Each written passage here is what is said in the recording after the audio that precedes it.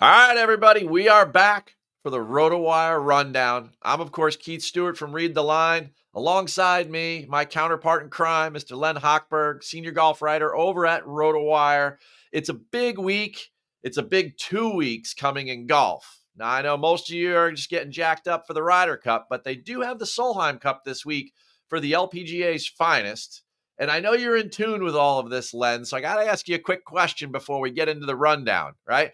Who do you have winning? Team USA or is Team Europe going to win 3 Solheim Cups in a row? They're over in Andalusia, Spain.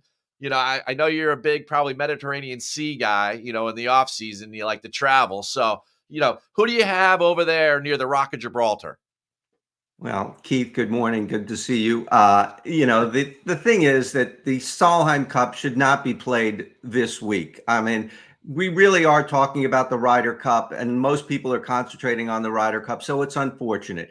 And what's also unfortunate with the Solheim Cup is that a lot of the best players in the world, the international, the Asian players, are not there. It's not like the Ryder Cup where most of the best players can be found either in the United States or Europe, at least enough of them to make it a representative of the world's greatest golfers. So I think they need to do something in the future, not only with the scheduling of it, but in who gets to play. That said, I looked this morning, it's dead even on the DraftKings Sportsbook. The Euros are going for 3 in a row. I think it's a home game. I think the Euros are going to come away with it. Hey, if you want to get into that, and bet the winner, for sure, I can tell you that the European team is pretty stacked against the American side. Forget the whole Lexi Thompson conversation, but they lead our team in basically an average of every strokes gained category, whether it's total, tee to green, approach. The only one that the U.S. team is better in is around the green. And if you're chipping in these matches, you're not winning. So I'm with you. I'm going to go with the home team. They're going to do 3 in a row, and we'll see what happens. Now, speaking of Europe, you and I, we were talking about this last week, and we were a little worried about the entire European side of the Ryder Cup was playing in the DP World Tour's flagship event, the BMW PGA Championship. Now, those guys played. They had all their bonding all week. Coming out of that event, do you feel better or worse with our chances going into Rome based upon how those guys played over there at Wentworth? It couldn't have gone much better for the European team, for Luke Donald. Not only did he have all 12 there to have some mini bonding and dinners or whatever else, maybe they had a ping pong tournament, but they all played well. They all made the cut. 7 of them top 10, 9 top 20. They didn't win. Ryan Fox won the tournament. Good player. But it could not have gone better. The United States had Homa and Justin Thomas play. They both finished top 10 in an extremely weak field. But it could not have gone better for the European team. And it doesn't necessarily translate to playing well next week. But for now, that's a whole win. The whole week was a win for Europe. Yeah, I'm with you. I mean, I know we were both concerned about the 12 versus the 2 playing from each side, and it definitely couldn't have gone any worse for Team USA. That's for sure. I mean, 7 guys in the top 10. It was murderer's row at the top. Hatton, Rahm, Hovland, Fleetwood, Rory, Aberg, and Sepp Straka all filled out that top 10. Hey, even their captain, Luke Donald, made the cut, and he finished 36th. So, I'd have to say that the European side is taking this match in Rome seriously, and they are ready to go. Now, we talked about the Americans, and there was only 2 of them playing out there at the Fortinet in Napa, one of whom we had eyes on. Everybody had eyes on. The most polarizing captain's pick by Zach Johnson was Justin Thomas. JT finished top 5. You did mention Max Homa, 7th, right? JT, he was positive in every strokes gained category, right? Top 5 finish. I know it was a weak field, but, narrow golf course. His ball striking looked better. The putting looked better. Do you feel better about JT as a captain's pick now that we've seen him play and succeed a little bit in this event, or does it not matter much? And, we're really just riding on his 6-2-1, cup record. Justin Thomas and Zach Johnson, who was in the field and missed the cut, unlike Luke Donald in Europe. Another point for Europe. they were very, very pronounced in saying that this week would not be a referendum on the validity of the captain's pick. That it wasn't like if he played poorly, it was a bad pick, and so on.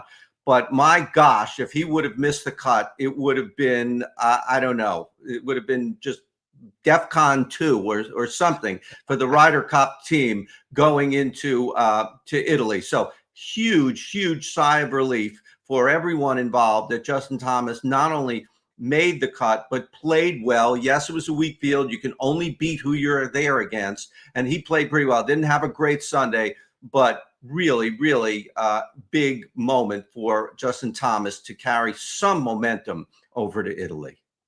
And I'm with you. He was trending down in July. And, now definitely he looks like he's righted the ship, at least enough that we can quiet the talk and just focus on the team aspect of the buddies trip and, next week.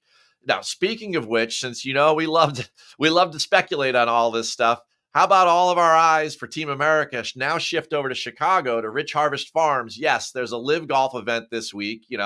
I'm sure the CW fans are all fired up. I don't plan on watching any of it because it's little or no interest. But are you interested in how Brooks does this week? He's the only Ryder Cup player of the 24 that's competing the week before. He's across continents. He's in a 54-hole, shotgun start event. And does Brooks need to play good? He hasn't played in more than a month himself since mid-August was the last live event. I don't know. I mean, maybe I'm curious if they scheduled this. They knew what the Ryder Cup was. They scheduled this. They figured, they're not going to pick any of our guys. We're just going to try and grab a little attention here. I'll never know the answer to that question. But yeah, Brooks Koepka hasn't played in a long time, and we just saw that all the Euros played well. Max Homa and Justin Thomas played well. So sure, it's good. He even gets a day. I don't know, not really a day, but they maybe finish a little early. If maybe he'll get an early tee time on Sunday and get out there. I think it's good that he's playing. I don't think there's any negative to it. It's good to get a little tournament golf in there, and I don't know if he'll get to Italy any later than most of the other guys. So sure, it's good for Koepka, and I'm sure Zach Johnson is happy with it as well. Yeah, I share that sentiment. Since he won the PGA, second at the Masters, the summer's been kind of a decline in his play. Maybe a month off. We all know Brooks gets geared up for these big things, whether it be a major or the Ryder Cup. We know the Ryder Cup is important to Brooks. I think he's going to come to play this week out there in Chicago in the live event.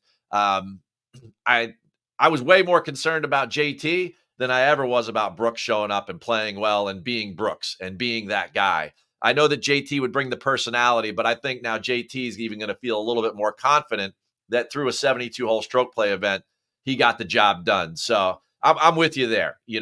We're in lockstep on the Brooks, bandwagon, and he won't get an early tee time on Sunday there, Len, because he's in a shotgun start. They all start at the same time. That's the magic behind live that has completely transcended the game, or maybe not so much. But speaking of transcending the game, you know what? The Solheim Cup is this week. Tune in for the ladies. Check it out. But, the big one is next week. We're going over to Rome. Not Len and I, but there's going to be a special edition of the Rundown on Tuesday. There's no doubt about that, to cover the matches. Len will pick his winner. I'll pick my winner of the matches. I'm not sure we're going to agree, so we're going to go at it for the RotoWire Rundown. I'm Keith Stewart on behalf of Read the Line. Of course, that's Len Hochberg from RotoWire, their senior golf writer, the man with the editorial pen that he is an expert in covering all things fantasy and golf. You know what, folks? We'll see you in a week, not from Rome, but in good spirits for the matches.